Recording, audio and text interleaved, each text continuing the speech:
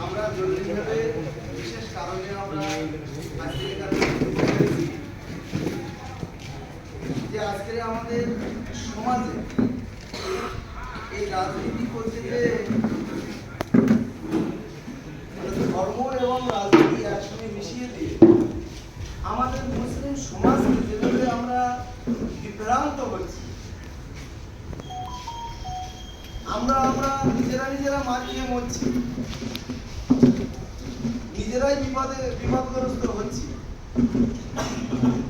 সেই জায়গা থেকে আমাদের এলাকার শান্তি শৃঙ্খলা বজায় রাখার স্বার্থে,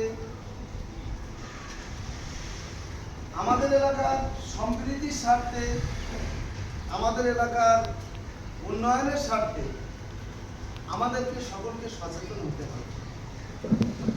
আমরা বারে বারে আপনাদেরকে নিয়ে বসেছি বিভিন্ন সামাজিক বিষয় নিয়ে। আপনারা হয়তো হঠাৎ করে মনে করছেন আমাদেরকে ডাকা হলো কেন বা আমাদের কি এমন আলোচনা হতে পারে।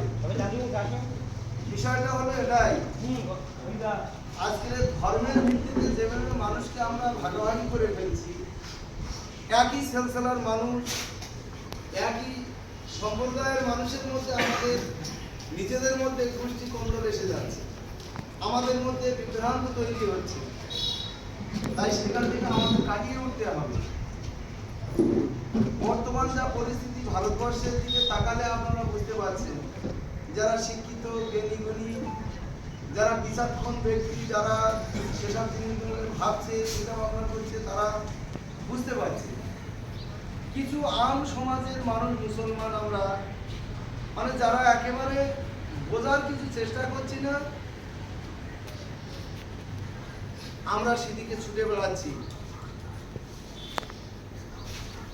আজকে আমরা যে ফুলপুরা সিলসিলাকে ভালোবাসি, সেই সিলসিলার মানুষ ভারতবর্ষে বিভিন্ন রাজনৈতিক দল আছে, সিপিএম বলি, কংগ্রেস বলি, আরএসপি বলি, ফরওয়ার্ড ব্লক বলি, এসইউসিআই বলি, তৃণমূল বলি, বিজেপি বলি, এরকম ভারতবর্ষে ৩১৭টা রাজনৈতিক দল আছে, যার সেই রাজনীতি করার অধিকার রয়েছে। ব্যক্তিগত রাজনৈতিক দল তৈরি করার তারও অধিকার আছে, ভারতবর্ষে আইন আছে, তার বিরোধী আমরা নই। আমরা বিরোধী একটা জায়গায় ধর্মকে নিয়ে যারা খেলা করছে, সিলসিলাকে নিয়ে যারা বদনাম করছে, একই সম্প্রদায়ের মধ্যে যারা বিভ্রান্ত ছড়ানোর চেষ্টা করছে, তাদের বিরুদ্ধে আমাদের সচেতন হতে হবে। তাই আজকে আপনাদেরকে আমরা এখানে দেখেছি, আপনাদের সমাজে গ্রহণযোগ্য আছে, আপনারা সমাজের অনেক ভালো ভালো কাজে লিপ্ত থাকেন, সামাজিক কাজে আপনাদেরও অনেকটা গুরু দায়িত্ব আছে। এলাকার শান্তি শৃঙ্খলা স্বার্থে আপনাদেরও মতামতের প্রয়োজন আছে, আপনাদেরও চিন্তা ভাবনা সমাজের বুকে ছড়িয়ে দেওয়ার দায়িত্ব আপনাদের আছে। আমরা যেমন রাজনীতি করি, সমাজনীতি করি, ধর্মনীতি করি, পাটে করা হয়। ধর্মের জায়গায় আমরা ধর্ম করি, রাজনীতির জায়গায় রাজনীতি করি, সমাজনীতির জায়গায় সমাজনীতি করি, বিচার ব্যবস্থার জায়গায় বিচার ব্যবস্থার মতো কাজ সেখানে হয়। যার সে একটা স্তর আছে, সেই স্তরে আমরা চাইছি সেখানেই হোক। আজ কয়েকদিন আগে আমরা দীর্ঘদিন ধরে দেখে আসছি, ধর্মীয় স্টেজগুলো রাজনৈতিক স্টেজে পরিণত করছে। ধর্মের নাম করে আসছে, ইসাতে সাহাবের নাম করে, আহলে সুন্নাত ওয়াল জামাতের নাম করে, বিভিন্ন ধর্মীয় শাখা সংগঠনের নাম করে সেই স্টেজে এসে ধর্মের ভাবাবেগ লাগিয়ে মানুষকে বিভ্রান্ত করে দিচ্ছে। একটা গ্রামে ৩-৪টে গ্রুপ দল তৈরি হয়ে নিজেদের মধ্যে মারামারি, কাটাকাটি, ভোট দাঙ্গা, বিভিন্ন রকম অশান্তির পরিবেশ তৈরি হচ্ছে। তাই আমি আমার দেউলুমানের যারা আজকের এখানে উপস্থিত হয়েছে সুধী নাগরিক সকলের কাছে আমি আহ্বান করব, আসুন আমরা একটা জায়গায় দাঁড়িয়ে থেকে আমরাও সবাই ধর্ম উপাসক, আমরা সবাই ধর্মের সঙ্গে জড়িত, আমরা সকলেই ধর্মকে ভালোবাসি, নিজ নিজ ধর্মের প্রতি শ্রদ্ধাশীল। আমরা পাশে আমার হিন্দু ভাইয়েরা আছে, তারা যে ধর্মটা করে তাদের ধর্মের প্রতি আমাদেরও সহনশীলতা আছে। আমরা সাম্প্রদায়িক নই, আমরা সম্প্রীতির সঙ্গে বসবাস করি। আমাদের মুফতি সাহেব আছে, আমাদের যোগ্য আলেম এখানে আছে, তারা আরো ভালো করে ব্যাখ্যা করে বলতে পারবে। আমরা কোনোদিন শুনিনি যে বিভ্রান্ত করে আজকে গুরুপুরা শরীফ থেকে এই আব্বাস সিদ্দিকী এবং নওশাদ সিদ্দিকী দাদা হুজুর পীর কেবলাকে ঢাল করে যেভাবে রাজনীতির রং লাগিয়ে এই সিলসিলাটাকে কলঙ্কিত করছে, সেই সমাজের মানুষকে দ্বিখণ্ডিত করছে। আপনারা বলুন তো, আমরা এখানে যা আছি সবই তো আহলে সুন্নাত ওয়াল জামাত। আমরা তো সবাই তো সুন্নাত তরিকার উপরে, আমরা তো সবাই একটা সিলসিলার উপরে। সিলসিলা কথার অর্থ কি? আপনারা আরো ভালো জানেন। ভালো কাজকে জারি রাখা, পরম্পরা ধরে যুগের পর যুগ ধরে সেটাকে জারি রাখা, তার নাম বলা হয় সিলসিলা। সিলসিলাটা অন্য কিছু নাম নয়। বাপ দাদা চৌধুরী যেটা করে আসতো সেইটাকে জীবিত রাখার নাম হলো সিলসিলা। তাই দাদা হুজুর পীর কেবলাকে রং লাগিয়ে আজকের রাজনীতির ময়দানে তার নাম করে আজকের একদল অসাধু ব্যক্তি তারা ফায়দা লোকার চেষ্টা করছে, মানুষের মধ্যে বিভ্রান্ত ছড়িয়ে দিচ্ছে। আজকের ঘটকপুকুর গত 5 তারিখে আমরা শুনলাম ওটা বিশ্ব নবী দিবসের স্টেজ। আলহামদুলিল্লাহ, ভালো জিনিস। নবিয়ানা স্টেজ, সেখানে বক্তব্য হবে, মানুষ শুনবে। রাতের একদিন আগে সেখানে শত শত মানুষ উপস্থিত। সেখানে দেখুন রাজনৈতিক ব্যানার লাগানো হচ্ছে, আইএসএফ বলে একটা নতুন দল, এবং সেখান থেকে আমাদের এমএলএ সাহেব আসছে, চোর চোর করে স্লোগান দিয়ে তাকে অপমানিত করা হচ্ছে। ওই দিনে 5 তারিখে যেদিন স্টেজে উঠে সারাক্ষণ রাজনীতি হলো সেখানে। আমরা কোনোদিন ছোট থেকে শুনিনি আলেম ওলামা পীর সাহেবদের কাছে বা বুজুর্গানে দিনদের কাছে যে কোনো মানুষকে জাহান্নামী বলা যায়, কোনো মানুষকে বেঈমান বলা যায়, কোনো মানুষকে কাফের বলা যায়, এমন ফতোয়া পৃথিবীতে কেউ দিতে পারে না। জান্নাত জাহান্নামের মালিক হলো আমার আল্লাহ। কাকে জান্নাতে দেবে আর কাকে জাহান্নামে দেবে তার মালিক হলো স্বয়ং সৃষ্টিকর্তা। আমি বলতে পারি না আপনি যত বড় খারাপ কাজ করুন না যে আপনি জাহান্নামী, আপনি বেঈমান, আপনি কাফের, এটা আমাকে বলার অধিকার দেওয়া হয়নি।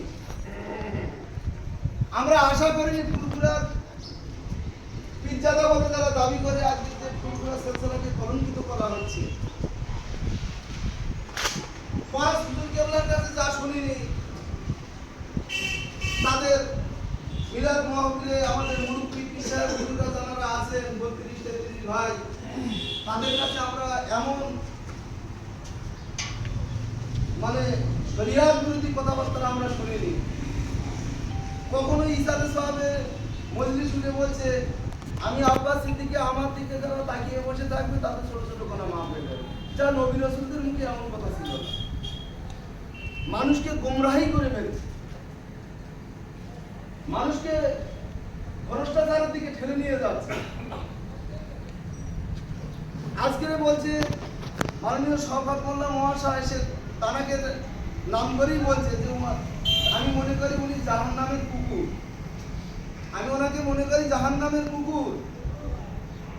কত বড় নিকৃষ্ট মানের কথাবার্তারা মানুষের মধ্যে আজকে ছড়িয়ে দিয়ে বিভ্রান্ত তৈরি করে দিচ্ছে। আমরা একদল আম সমাজ তাকে সাপোর্ট করছি, তাকে এ করে এলাকায় অশান্তি তৈরি করছি, ভাইয়ে ভাইয়ের বিচ্ছেদ তৈরি করছি। আলেম সমাজ এখানে বসে আছে, মুফতি সাহেব আছে, আমাদের মামুন সাহেব আছে। কুকুর কোনোদিন জাহান্নামে যাবে না, পশু পাখি কোনোদিন জাহান্নামে যাবে না। জাহান্নামে যাবে জিন এবং ইনসান। তাহলে যিনি ফতোয়াবাজ ফতোয়া দিচ্ছে যে উনি জাহান্নামের কুকুর, পরিসংখ্যানটা উল্টো। তা বলি না আল্লাহ পাক যে তোমার হাতে দায়িত্ব দিলাম কে জান্নাতে যাবে আর কে জাহান্নামে যাবে তুমি ওখানে ঠিক করে দাও, এ কথা কোনোদিন বলিনি। দুঃখের হলেও সত্য, কষ্ট লাগে যে সেলসেলার মানুষ আমরা, সেই সেলসেলার মধ্যে আজকে এপি সাহেব অফিস সাহেবের গাল দিচ্ছে, এপি সাহেবের মুরিদ অফিস সাহেবের মুরিদির গাল দিচ্ছে, আমরা কেউ আব্বাস সিদ্দিকীর গাল দিচ্ছি, আবার কেউ কাসেম সিদ্দিকীর গাল দিচ্ছে, আবার কেউ তোয়া সিদ্দিকীর গাল দিচ্ছে, আবার কেউ ইব্রাহিম সিদ্দিকীকে গাল দিচ্ছে। আমরা এটা আশা করিনি তাদের কাছে, তারা আমাদের ছেলে দাস, তারা আমাদের মাথার মুকুট বলে মনে করতাম। দেখে হাজরতে মাবিয়া রাদিয়াল্লাহু তাআলা আনহুর ছেলে ছিল ইয়াজিদ, পথভ্রষ্ট,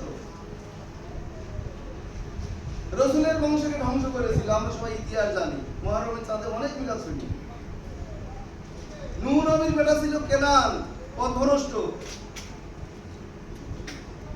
ইতিহাস অনেক। পীরের বেটা পীর হবে সে কথা দাদা হুজুর কেবল নিজেই তার ওসিয়তনামায় বলে গিয়েছে না।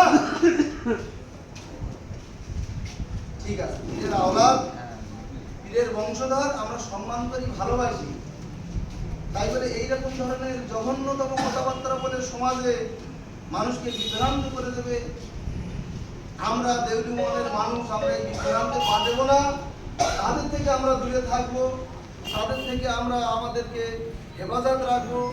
আমাদের সমাজ, আমাদের ছেলেপিলেদেরকে আমরা ঠিক পথে পরিচালিত করার জন্য আমাদেরকে দায়িত্ব নিতে হবে। তাই আজকে আপনাদের এখান থেকে ডাকা, আপনাদের কাছে আমরা দেওয়ানের পক্ষ থেকে অনুরোধ রাখছি, আপনারা সচেতন মানুষ, জ্ঞানীগুণী বিচক্ষণ মানুষ, আপনারা আপনাদের সন্তানদেরকে এলাকায় যে যার সঙ্গে হয় প্রত্যেকের সঙ্গে আলাপ আলোচনা রেখে আমাদের এলাকার সার্বিক উন্নয়ন, সার্বিক ডেভেলপমেন্ট এবং সমাজকে সচেতন করার জন্য আমরা সকলে প্রচারের আলোয় থাকবো, আমরা সকলকে সচেতন করবো। এই দায়িত্ব আমাদের কিছু কিছু সকলকে ভাগ করে নিতে হবে। হ্যাঁ, রাজনীতি কে কি করবে প্রত্যেকের অধিকার আছে, করবে, তাই বলে এই বিভ্রান্ত করে নয়। একটা সময় আব্বাস সিদ্দিকী কত বড় মিথ্যে কথা বলেছিল, সেই মৃত্যুকে পিছনে আমরা ঘুরছি এখনো পর্যন্ত কিছু মানুষ, যে দাদা হুজুর পীর কেবল 44টা প্রার্থী দিয়েছিল, তাই আমি রাজনীতি করছি, আমিও 44টা প্রার্থী দেব। দাদা হুজুর কেবল ইন্তেকাল করলো 1939 সালে, ভারত স্বাধীন হলো 1947 সালে, ভারতের সংবিধান রচনা হলো 1950 সালে, আর ভারতে ভোট সর্বপ্রথম শুরু হলো 1952 সালে। তাহলে দাদা হুজুর কেবলার মৃত্যুর 12 বছর পরে কবর থেকে উঠে এসে তিনি প্রার্থী দিয়েছিল। সেই দলটার নাম কি বা তারা কারা? এত বড় মিথ্যে কথা কেন? দাদা হুজুর কেবলাকে এত কলঙ্কিত করা হচ্ছে কেন? আমি রসুলের আওলাদ, রসুলের খুন, এসব না বলে তুমি তোমার মতো করে রাজনীতি করো না। তোমার রাজনীতি ছায়াতলে যারা যাবে তারা যাবে। এইসব বিভ্রান্ত থেকে আমাদেরকে সচেতন হতে হবে। তাই আমরা আজকের এই সভা থেকে আমরা ওই আব্বাস সিদ্দিক এবং নওশাদ সিদ্দিকীকে ধিক্কার জানাই, এবং আমাদের যে সমস্ত মিডিয়ার ছেলেরা ফেসবুক লাইভ করছে, আমরা ফুরফুরার আরো পীরে কামেল বয়োজ্যেষ্ঠ মুরব্বীরা আছেন, তাদের ঘরের আওলাদেরা পিতাদারা আছেন, তাদের কাছে আমরা আহ্বান করছি, আপনারা মুখ খুলুন। সিলসিলাকে বাঁচাতে গেলে আপনাদের মুখ খুলতে হবে, মুখ বুজে বসে থাকলে হবে না। আমাদের অনেক পীর সাহেবরা, পিতাদার কারি ইসমাইল সিদ্দিকী, তিনি জলসায় প্রকাশ্যে বলছে কোন মুসলমান সেকুলার হতে পারে না। যদি কেউ বলে আমরা সেকুলার, বলছে তার ইমান থাকার খাতরা হয়ে যেতে পারে, ইমান চলে যাওয়ার সম্ভাবনা থাকতে পারে। যার ধর্মটা তার কাছে শক্তিশালী, তাহলে যে ইন্ডিয়ান সেকুলার ফ্রন্ট, সমস্ত মুফতি সাহেবগণ, পীর সাহেবগণ তারা ফতোয়া দিচ্ছে যে হারাম, সেকুলার কথাটাই শব্দ মুখে আনা যাবে না। আমরা সেই ফ্রন্টের পিছনে ছুটছি। তাই আপনাদের কাছে আহ্বান করছি, আপনারা এলাকার শুভবুদ্ধি সম্পন্ন ব্যক্তিত্ব, আমাদের এলাকার শান্তি শৃঙ্খলা বজায় রাখার স্বার্থে, এলাকার উন্নয়নের স্বার্থে আমরা ঐক্যবদ্ধভাবে একটা জায়গায় থাকবো। দেখেন, এ ভারতবর্ষ কোনোদিন মুসলমানদের উঁচু পায়া দেবে না, সে যে দলই আসুক না কেন। আমাদের মনদের ভালোকে বেছে নিয়ে আমাদের দুনিয়া যাপন করতে হবে। ইতিহাস সাক্ষ্য দিচ্ছে, মনদের ভালো নিয়ে আমাদের বেঁচে থাকতে হবে। আজ ভারতবর্ষের বুকে মসজিদ, মাদ্রাসা, কবরস্থান যে ওয়াকফ আইন তৈরি করে আজ বিজেপি সরকার যে সর্বনাশী খেলা খেলেছে, তাতে তার বিরুদ্ধে বিরোধী এমপিরা তারা ভোট দিয়েছে। আমাদের দলের এমপিরাও বিরোধী ভোট দিয়েছে এই আইনের বিরুদ্ধে। তারা সংখ্যাগরিষ্ঠ ছিল, তারা পাশ করেছে। আমি তুমি যতই এখানে হাঁকা চেল্লা হই হই মারপিট ভুল ডাঙ্গা রাজ্যে আগুন জ্বালিয়ে আমরা তো কিছু রক্ষা করতে পারছি না। মমতা বন্দ্যোপাধ্যায় এই কথাটা ইমাম মুয়াজ্জিনদের ডেকে দিয়ে বলেছিল যে আমরা বাংলা ওটা কার্যকর করতে দেব না। আমি যতক্ষণ আছি, আমার সরকার যতক্ষণ টিকে আছে, কারণ আমরা তো আইনটা তো ঠেলে দিতে পারবো না, কারণ তারা সংখ্যাগরিষ্ঠ, তারা আইনটা পাস করেছে। তাহলে আমি এই সরকার যতদিন থাকবে আইনটা আমি এখানে বলবৎ হতে দেব না। এখানে আমি তোমাদের সঙ্গে আছি, তোমাদের সাথে থাকবো। তাই বলে ওয়াকফ আইনটাকে হাতিয়ার করে বিরোধীরা যেভাবে এলাকায় এলাকায় দাঙ্গা হাঙ্গামা খুন সন্ত্রাসে লিপ্ত হয়ে গেছে, সরকারি প্রতিষ্ঠানগুলো ভাঙচুর করছে, আপনারা ওরা করবেন না। আন্দোলন করতে হয়, আমার এমপিরাও তোমাদের সঙ্গে থাকবে। চলুন রাষ্ট্রপতির কাছে আমরা সময় নিয়ে সেখানে দরবার করি, সেখানে গিয়ে আন্দোলন করি। আর যারা বিরোধীদের উদ্দেশ্য করে এই কথাটা বলেছিল যে আপনাদের এইটাকে সামনে রেখে একদল অসাধু রাজনৈতিক দল তারা ফায়দা লোটার জন্য তারা দাঙ্গা হাঙ্গামায় লিপ্ত হচ্ছে, তার জন্য আমার বাংলার ক্ষতি হচ্ছে, এটা আপনারা করবেন না।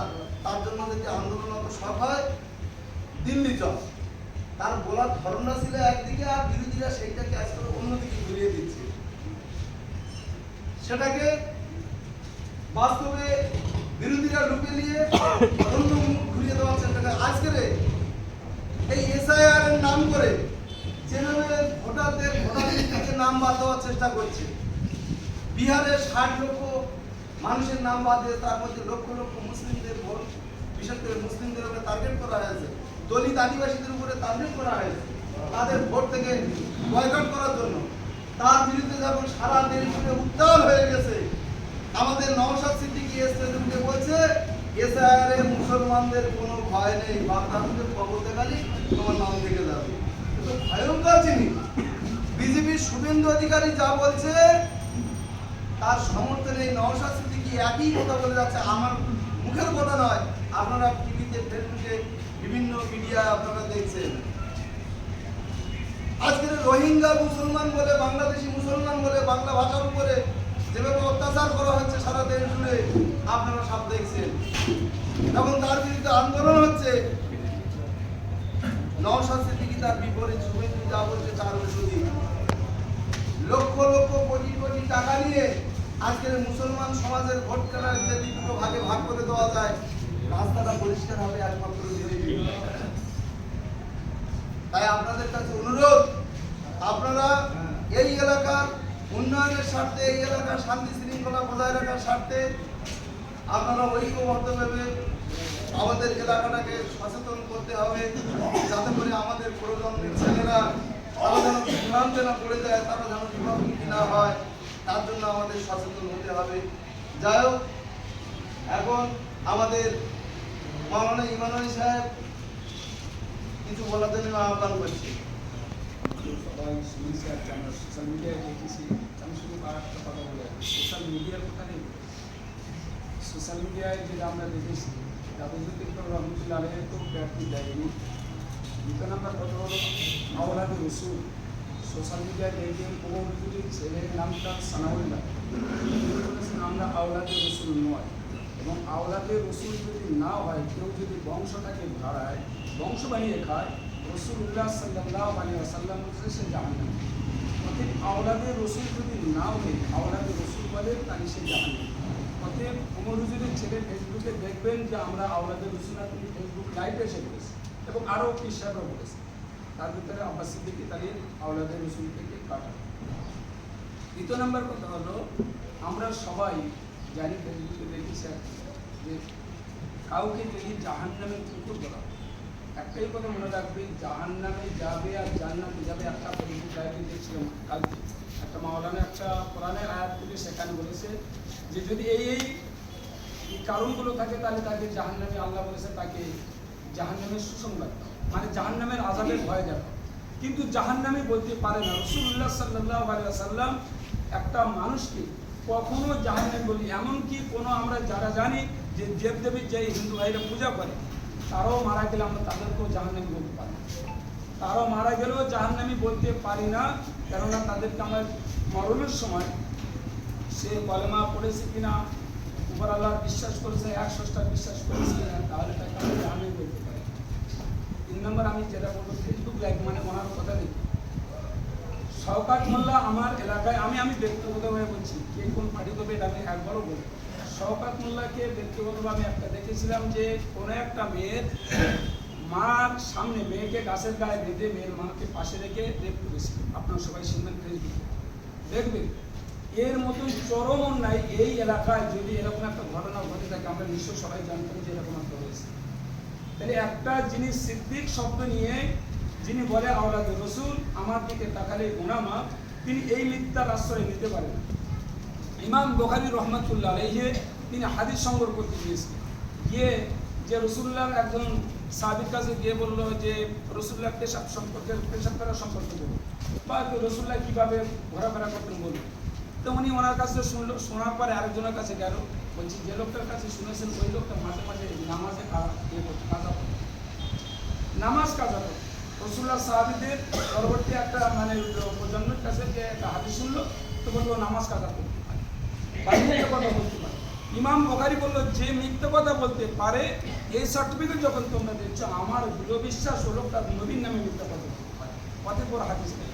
ইমাম বুখারী সম্পূর্ণরূপে ওই লোকটাকে মেনেছিল যার কথাটা প্রথম থেকে সত্য, কখনো রাসূলুল্লাহর সুন্নাত তরিকার বাইরে যায়নি, এরকম একটা লোকের হাদিস ছিল, তিনি তার হাদিস শরীফের লিপিবদ্ধ করেছেন। অতএব আমরা এরকম বলে দিলাম যে একটা মানুষকে মিথ্যার আশ্রয় দিয়ে আমি পার্টি যাই করতে পারি, কিন্তু একটা মানুষকে কখন মিথ্যা কথা বলতে পারি? প্রধান যাই হোক না, যে দলের হোক না কেন, সে প্রধান সবার কাছে, আমার কাছেও প্রধান, সেই প্রধানকে মিথ্যা কথা বলবো যে প্রধান সাহেব তিনি বিজেপির টাকা খেয়েছে, এই কথা আমি বলতে পারবো। আর একটা আমি রিসেন্টলি একটা কথা বলছি, আমাদের দুনিয়া বিশ্ববিদ্যালয় কালকে যে ছেলেটা মারা গিয়েছে, এই ছেলেটা আপনারা সবাই দেখেছেন, মর্মান্তিক একটা ঘটনা। রাত 12টার সময় তাকে পিটিয়ে মেরেছে। এই ঘটনাটা আমাদের সবাই ব্যতীত। নওশাদ সিদ্দিকী গেল, যাবার পরে বলল যে যেদিন পরেশরাম দাস 2 তারিখে আমার পিছনে বসেছিল, এভিডেন্স দিচ্ছে আমার পিছনে বসেছিল, ও কোনো ওখানে কেন যায়নি। পরেশরাম দাস তিনি ফেসবুক লাইভে এসে, সোশ্যাল মিডিয়ায় এসে বলেছিল যদি আমি যাই, আমার যদি ওই দিন প্রেজেন্ট থাকি, তাহলে আমি আমার এমএলএ পদ থেকে খারিজ করে দেবো। এই অ্যাকসেপ্ট যদি চ্যালেঞ্জ যদি নওশাদ সিদ্দিকী গ্রহণ করতে পারে, আমি আর জীবনে কখনো এমএলএ পদে থাকবো। মিথ্যার আশ্রয় নিয়ে একটা মানুষকে মিথ্যা বলে দেওয়া, মিথ্যার আশ্রয় নিয়ে মানুষকে বিভ্রান্তি করে আমাদের মুসলমানদের ভিতরে বিভ্রান্তি চলছে। যাতে কি হবে, বিজেপি চাইবে সবসময় বলবে যে নওশাদ সিদ্দিকী তার অধিকার আছে, বিজেপি চাইবে যে প্রধানের একটা অধিকার আছে, ও এই পার্টি কেন চাইবে? একটা জায়গা মনে রাখতে হবে, পশ্চিমবাংলায় আমরা 30%, টোটাল ভারতবর্ষে আমরা 15% একটু বেশি, টোটাল পশ্চিমবাংলায় 30%। এখন 30% মুসলমান, সবাই আমি ভাইজান মেনে নিলাম, ভাইজানের কাছে যাও, আর 70% হিন্দু। 70% যদি তারা ভোট দেয়, কখনো কোনো অবস্থায় কিয়ামত পর্যন্ত কোনো বিলকে আটকানো সম্ভবপর নয়, কখনো সম্ভবপর নয়। বলে আমি এক হব, আমাকে ভোট দাও, আমি দেখে নেবো। আসাউদ্দিন ওয়াইসির মতো অত বড় ব্যারিস্টার ভারতবর্ষের জীবনে নিয়ে যাবে, সেই আসাউদ্দিন ওয়াইসি পার্লামেন্টে ছেড়ে দিলে এনআরসির কাগজ ছিঁড়ে দিয়েছে, কিন্তু আসাদুদ্দিন ওয়াইসির ক্ষমতা ছিল না সেটাকে আনতে রাখে। বলে কেন্দ্র যদি কোনো আইন বলবৎ করে, পশ্চিমবাংলা সরকারের ক্ষমতা নেই সেটা আটকানো, পশ্চিমবঙ্গ কোনো জায়গায় ক্ষমতা নেই সেটা আটকানো, যতক্ষণ পর্যন্ত না সে জায়গায় এমপিগুলো মেজরিটি পার্সেন্ট না হয়। অতএব আমরা বিভ্রান্তি করতে যাচ্ছি যে আমরা হয়তো আইএসএফ করি, মুসলমান, আমরা মুসলমান আইএসএফ করছেন, আমাদের বিশ্বাস পিজ্জাদাদের পায়ের দুটো আমাদের মাথায় থাকবে, কিন্তু একটা জিনিস মনে রাখতে হবে, আমি নাম করে বলছি কুতুবুদ্দিন সিদ্দিকী কুতুবুদ্দিন সিদ্দিকী। উনি বলেছিলেন, তিনি একটা কাগজ সবাই দেখেছেন, ফেসবুকে দেখেছেন, বলেছিলেন যে এই জামানায় মমতার ভোট দিতেই হবে। তারপরে যেটা বলেছে আমি বলবো না, ওয়াজিব ফরজ এটা বলে ওয়াজিব বলেছে, তবুও আমি বলবো না। কুতুবুদ্দিন সিদ্দিকী বলেছে। কুতুবুদ্দিন সিদ্দিকীর ছেলে আমার এখানে আমারউদ্দিন, আপনার নাম শুনবেন, আমারউদ্দিন এসে তিনিও বলেছিলেন যে আমাদের এই ভাইদের প্রবঞ্চনায় পা দেবে না, আমাদের বাড়ি আমাদের জায়গা আছে বাংলাদেশে, এখান থেকে আমরা বাংলাদেশে চলে যাবো, তো আমাদের কিচ্ছু হবে না। হবে তারা, তোমরা যারা প্রবঞ্চনায় পা দেবে তোমাদেরই হবে। অতএব আমরা প্রবঞ্চনায় পা দিয়ে যে আমরা হুজুরের কথাই শুনে এসে গেলাম, আমি কোন হুজুরকে বিশ্বাস করব? যে কাসেম সিদ্দিকী আইয়াকে নিয়ে বললো, নওশাদকে নিয়ে বললো প্রধান মুখ্যমন্ত্রী হতে পারে, সেই কাসেম সিদ্দিকী চলে গেল। যে হুজুররা বললো যে মমতা ভালো, সে আজকে স্বার্থ হলো না, সে চলে গেল অন্যদিকে। আবার কাসেম সিদ্দিকী এসে ভুল বুঝে সে চলে এসছে। দেখা যাবে যে দুটো জায়গা আমরা ভাগ হয়ে যাচ্ছে, আমরা কোন দিকে যাব? বিবেক আর আখের যে একটু চিন্তা করে শরীরে দেখবেন, একটা পার্সেন্ট টিএমসি দিকে, একটা পার্সেন্ট হয়তো খুব সীমিত পার্সেন্ট আইএসএফ কে। ভুল করে কোনো হুজুরাই আব্বাস সিদ্দিকীকে সমর্থন করেনি। কালুমুল্লাহ হুজুর এই আমাদের সিরাজুল ভাইতে বাড়ি এসেছিল, কসম খোদা উনি বলেছিলেন আব্বাসের একটা দাওয়াত আছে, বলেছিল যাও, ওই অন্তর বলেছিল আমি ওই জায়গায় যাব না। আমরা সেখানে বসে আছি, আমি বসে আছি, কেন যাবে না? বলছে আব্বাস যা কথা বলেছে, আমি নূরের তৈরি, আমার প্রতি দরুদ করতে হবে, ও যতক্ষণ পর্যন্ত না তওবা করবে ততক্ষণ পর্যন্ত আব্বাস সিদ্দিকীর সঙ্গে ওয়াজ করবে না। কালুমুল্লাহ হুজুরের ছেলেরাও আব্বাস সিদ্দিকীর সঙ্গে ওয়াজ করে, কালুমুল্লাহ হুজুরের ছেলেরাও আব্বাস সিদ্দিকীর সঙ্গে ওয়াজ করে। আমাদের মুফতি সাহেব, আমাদের সবার প্রিয় মুফতি সাহেব আছে, তিনি দেখবেন সেগুলো হয়তো বলবেন না। তা আমরা এটা এতটুকু কথা বলতে চাই, বিভ্রান্তি না পাঠিয়ে আমরা মুসলিম, হিন্দু মুসলিম, আমি এটা ডিভাইড করবো না। যে পার্টি আছে সেই পার্টিকে এমএলএ যেভাবে উন্নয়ন করেছে, আমরা চতুর্দিকে ঘুরেছি, পশ্চিমবাংলার কিছু জায়গা আমি ঘুরেছি, চতুর্দিকে ঘুরে আমাদের এমএলএ সাহেবের মতন এত রাস্তাঘাট আর এত শান্তি শৃঙ্খলা বজায় রাখা, এরকম এমএলএ পশ্চিমবাংলার নজির নেই। অতএব এই এমএলএকে ব্যক্তিগতভাবে আমার প্রধান খারাপ, ব্যক্তিগতভাবে সিরাজুল ভাই খারাপ, ব্যক্তিগতভাবে কেউ খারাপ হতে পারে, কিন্তু এমএলএর দিকে লক্ষ্য রেখে, এলাকার উন্নয়নের দিকে লক্ষ্য রেখে, স্বার্থের দিকে লক্ষ্য রেখে আমাদের এই এমএলএকে সাপোর্ট করা, এমএলএ তার যে দলে আছে সেই দলকে সাপোর্ট করে মুখ্যমন্ত্রী মমতা ব্যানার্জি যেভাবে মুসলমানদেরকে তার এটা দিয়েছে, বিজেপিরা সবসময় বলে মমতা ব্যানার্জি মুসলমানদের দল, মুসলমানদের একটা বিজেপির নেতা সে কখন বলতে পারে যে বেগম মমতা ব্যানার্জি বেগম মুসলমানদের, আমাদের ক্রিমিনালদের বলে মুসলমানদের ক্রিমিনালদের নেতা হচ্ছে মমতা ব্যানার্জি। মমতা ব্যানার্জি একটা মুখ্যমন্ত্রী সে কোন দিকে? অনেকে বলবেন যে দীঘায় মন্দির করে দিয়েছে, আমাদের মসজিদ কেন করে দিল না? রিসেন্টলি আমাদের ইমাম মুয়াজ্জিন অ্যাসোসিয়েশন চ্যারিটেবল ট্রাস্টের একটা উদ্যোগ, দীঘাতে একটা ইমাম সম্মেলন হয়েছে, সেখানে ওখানকার এমএলএ বলেছে আমরা জমি দেব, জমিটাও ঠিক করা হচ্ছে, সেখানে একটা মসজিদ তৈরি করা হবে, সেখানে মসজিদ তৈরি করা হবে, যেখানে মসজিদ মন্দির নিয়ে ভাগাভাগি চাইছে। যখন দুর্গাপূজা হচ্ছে সেখানে উদ্বোধন করছে, যখন ঈদের ময়দান হচ্ছে সেখানে যাচ্ছে। যে মুখ্যমন্ত্রী সবাইকে নিয়ে সমান চোখে দেখে, সেরকম মুখ্যমন্ত্রী বানানোটা ভারতবর্ষে আমাদের জন্য লজ্জাজনক। রাসূলুল্লাহ সাল্লাল্লাহু আলাইহি ওয়াসাল্লাম বলেছেন যে আমরা যারা আছি, আমাদের সবার আখের আর জ্ঞান আছে, আমরা সর্বাবস্থায় চাইব যারা হিন্দু মুসলমান এটাকে ভাগ করে না, ডিভাইডেড করে না, সেই দলটাকে আল্লাহর কাছে চাইবে যে আল্লাহ তুমি আমার গায়ের মধ্যে আমাদের উপরে চাপিয়ে দাও। আর আমরা চাইবো এরকম একটা দল, যে দল হিন্দু মুসলমান সবাইকে নিয়ে সমানভাবে চলছে, সেই দলটাকে আল্লাহ আরও তাদেরকে বাড়িয়ে দিক। এই কথা বলে আমি আমার ধন্যবাদ মাওলানা সাহেবকে, তিনি মূল্যবান কথা রেখেছেন। এখন আমাদের মুফতি মাওলানা মুক্তার সাহেব হুজুর কিছু বলবেন।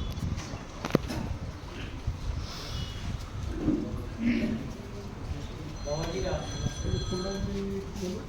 প্রথম থেকে এই পর্যন্ত মাননীয় প্রধান বাবু যে কথাগুলো বলেছেন আমি ভালোভাবে শুনেছি, বাস্তব সত্য খবর। মাওলানা ইমানি সাহেব আমাদের ইমাম মুয়াজ্জিন, উনি সেক্রেটারি, উনি প্রথম থেকে এই পর্যন্ত যে কথাগুলো বলেছেন,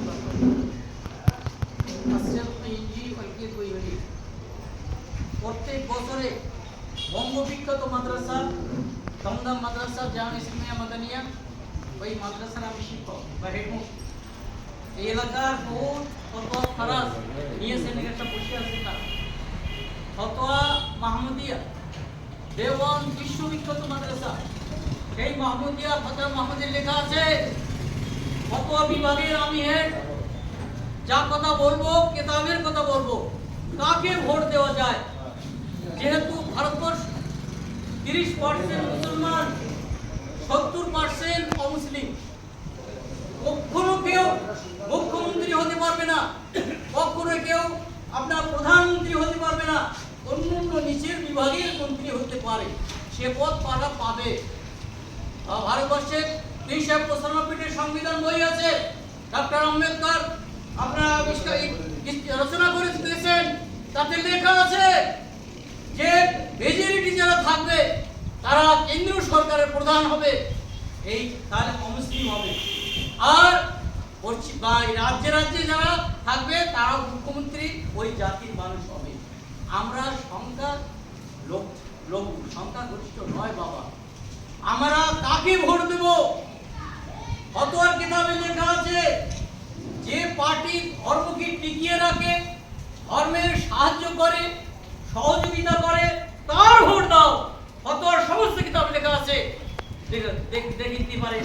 এ আছে একদম পণ্ডিত মানুষ, ওখানে পণ্ডিত মানুষ আছে, সকলে আছে, জানেন এই কিতাবের নাম ফতোয়ার স্বামী রদ্দুল মুহতার, দুরুল মুখতার, বাহরুর রায়, তাবিনুল হাকায়েক, বাদাইস সানাই, হিদায়া।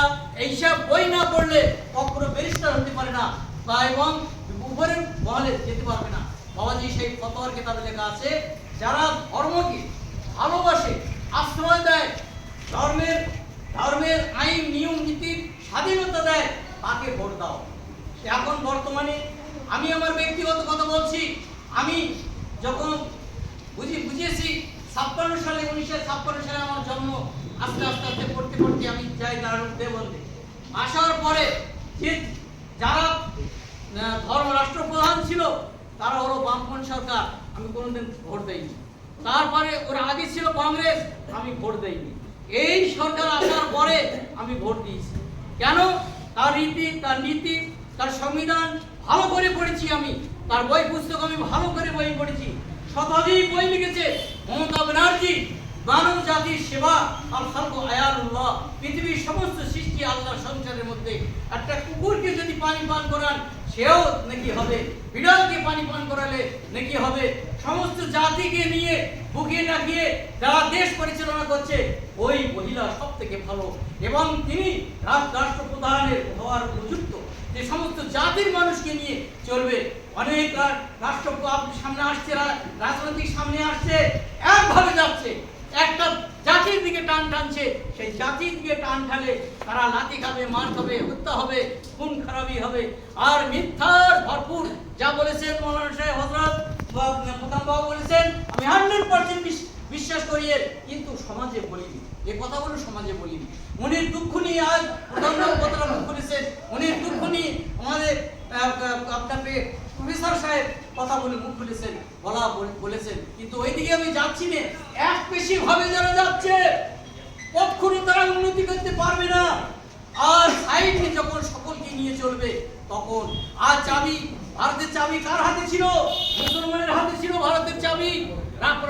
রাষ্ট্রপ্রধানের চাবি কার হাতে ছিল? আল্লাহ তাদেরকে কেড়ে নিয়ে আজ অমুসলিমদের হাতে দেশ। কেন? তারা এই দেশ পরিচালনা করছে। পৃথিবী যা কিছু হচ্ছে সব আল্লাহর হুকুমে হচ্ছে, আল্লাহর হুকুমে আল্লাহ আদেশে সব কাজ হচ্ছে।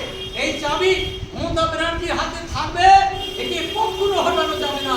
আমরা সকলেই অঙ্গীকার করি যে এই যে বর্তমানে যে আপনার রাজনীতি সামনে আমাদের আছে, টিএমসি সরকার যেভাবে পরিচালনা করেছে, এই বইপত্র রাত্রে শুয়ে পড়ে ঘুমাইনি, বইপত্র পড়ি, দেখি, বুঝি যে দেশ কাদের হাতে যাচ্ছে, কিভাবে পরিচালনা হচ্ছে।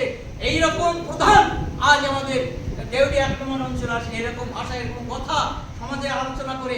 আমি সব থেকে বলি এই কথা, কোনোদিন এখানে নামাজের ঘর ছিল না, কোনোদিন ইফতারের ঘর ছিল না, এখানে ইফতার হয়েছে, নামাজ এই তারাবি হয়েছে, কত সুন্দরভাবে সমস্ত জাতিকে বুঝি নিয়ে চালাচ্ছে। এই জন্যই বাবাজিরা প্রত্যেক নিজেরা ভাবুন, আপনার অধিকার আছে, তাকে ভোট দেবেন না দেবেন, কিন্তু ফতোয়া বিভাগে আমরা যারা পাচ্ছি যে ভোট ওনাকে দেন যারা জাতির স্বাধীনতা রাখে এবং ধর্মের স্বাধীনতা রাখে। আজ আমরা ধর্মের বিরাট স্বাধীনতায় আছি। মাদ্রাসা, মসজিদ, মক্তব, মিলাদ, মেহফিল, ছোট বড় জামাতের কাজ, সর্ব রকমের কাজে আমরা স্বাধীনতা আছে। ভালো করে আমার বাবার বাচ্চা আল্লাহরা পড়াশোনা করছে, তার জন্য আমরা শুকরিয়া আদায় করি। এবং এই টিএমসি এর মুর্শিদপুর জমিনের বহুত দূর পর্যন্ত পৌঁছে গেছে। বইগুলো পড়ুন, মমতা ব্যানার্জি বইগুলো লিখেছে, পড়ুন, খবরের পেপারগুলো পড়ুন। ওই ঝগড়া মানে কথা পড়ে কোনো লাভ হবে না। লানা আমানু না তোমার আমার রকম নিজের কাজকর্ম নিয়ে খোদার কাছে যেতে হবে। কারণ দোহাই দিয়ে কেউ পাস করতে পারবে না, কারণ দোহাই দিয়ে কখনো সে উন্নতি করতে পারবে না। বাবা নিজের রীতিগত কিছু আমল থাকতে হবে, ব্যক্তিগত কাজ থাকতে হবে, ইমান আমল থাকতে হবে। এই জন্য প্রত্যেকেই সাবধান, সতর্ক হন এবং সচেতন হন।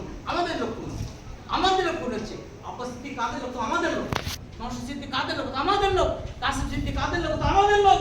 দাদা হুজুর রহমতুল্লাহ তাদের নিয়ম নীতি শৃঙ্খলা দেখে মনে একটা বেদনা আসে।